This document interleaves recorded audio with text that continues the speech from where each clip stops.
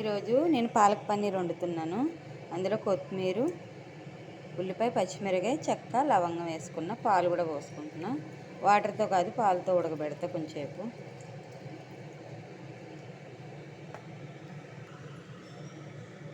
చూడండి, పాలు ఇలా కలర్ మారితే చాలు.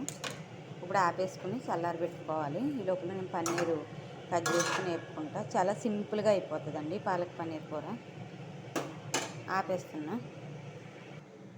పన్నీరు ఇలా ఈ సైజు కట్ చేసుకున్నా. దీన్ని ఇప్పుడు ఫ్రై చేసుకుంటా. కడాయి పెట్టుకొని ఇందులో కొంచెం నెయ్యి వేసుకోవాలి. నెయ్యి లేదు కాబట్టి నేను నూనెతోనే వండేస్తున్నా. నెయ్యి లేదు కదా అని చెప్తే బటర్ ఉంది అని చెప్పారు. ఇదిగో ఈ బటరు వేస్తున్నా. ఇది కట్ చేసి వేసేస్తా. బటర్ వేసుకున్నాం. బటర్ మొత్తం కరిగిపోవాలి. బటర్ మొత్తం బాగా కరిగిపోయాక ఇందులో అల్లం వెల్లుల్లి పేస్టు,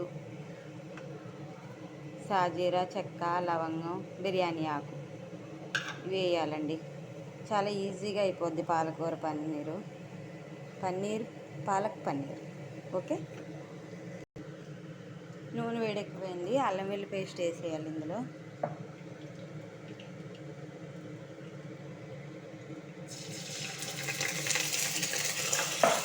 ఇవి కూడా వేయాలి. బాగా యాగనిద్దాం. పన్నీర్ మంచి గోల్డ్ కలర్ వచ్చేలాగా వేపుకోవాలి. దేవుడా,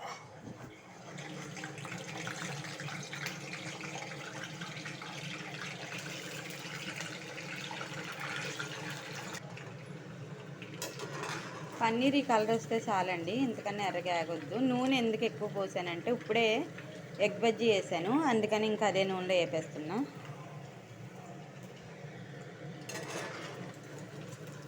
ఇదిగోండి, పన్నీర్ ఈ కలర్ రావాలి, ఇలా వేపాలి. ఆ మసాలా వేసాం కదా, మనం అల్లం వెల్లుల్లి పేస్ట్ అందులో వేసేయాలి. వేసుకుంటే ఇంకా అంతే. ఇంకా అది మిక్సీ పట్టేసి పాలకూర ఇందులో వేసేయడమేనండి. ఈజీగా అయిపోతుంది. ఇలా మెత్తగా పేస్ట్ చేసుకుని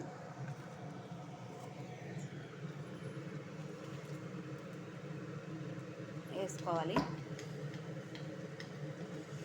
బాగా కలుపుకొని మంచిగా ఉప్పు సరిపోయిందో లేదో చూసుకొని, అంతేనండి. కొంచెం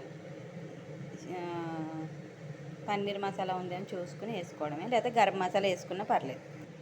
మిక్సీలో కొంచెం వాటర్ వేసుకొని కలుపుకొని వేసేసుకుంటున్నా, అంతే.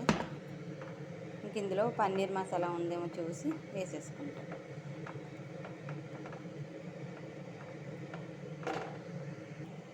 పన్నీర్ మసాలా ఉన్నదండి, ఇగో ఇది వేస్తున్నా. లేకపోతే గరం మసాలా కూడా వేసుకోవచ్చు.